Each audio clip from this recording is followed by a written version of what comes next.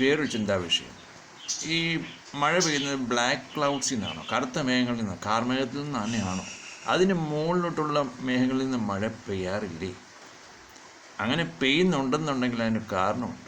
ഈ താഴെ നിൽക്കുന്ന ബ്ലാക്ക് ക്ലൗഡ്സ് ഇല്ലേ, അതിങ്ങനെ ഫോമായി ഇങ്ങനെ പരന്ന് നിൽക്കുന്ന സമയത്ത് ഈ ഭൂമിക്കകത്തുള്ളൊരു അന്തരീക്ഷത്തിൻ്റെ ആ ചൂടിൻ്റെ ഒരു സംഭവം മുകളിലോട്ട് പോകുന്നുണ്ട്. അപ്പോൾ ഈ കറുത്ത മേഘങ്ങൾ അതിനെ തടയുകയാണ്. ഈ തടയുമ്പോൾ മുകളിൽ എന്ത് സംഭവിക്കുന്നു? മുകളിലുള്ള ക്ലൗഡ്സ്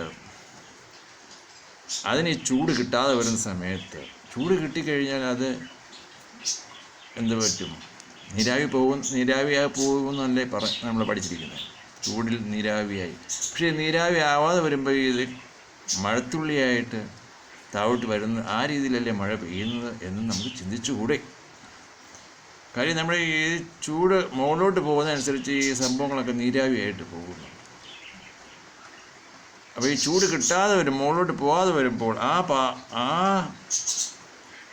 ഏരിയയിലുള്ള ക്ലൗഡ്സ് മഴത്തുള്ളിയായിട്ട് ഭൂമിയിൽ പതിക്കുന്നു. ശരിയാണോ? ഇങ്ങനെ ചിന്തിക്കാം.